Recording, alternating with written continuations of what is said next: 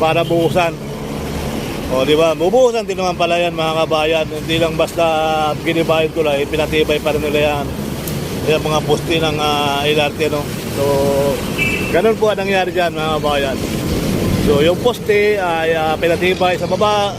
Ayan, kita nyo guys, nilagyan mga kapilya, nilagyan ng pundasyon para mabuhusan. Ayan, so shout out po, Luzon, Visayas, Mindanao.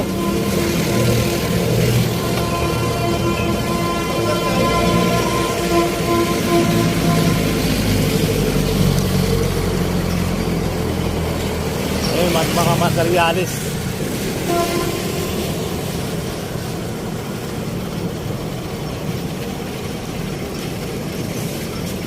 Ayan yung pilar, kandaan lang, oh.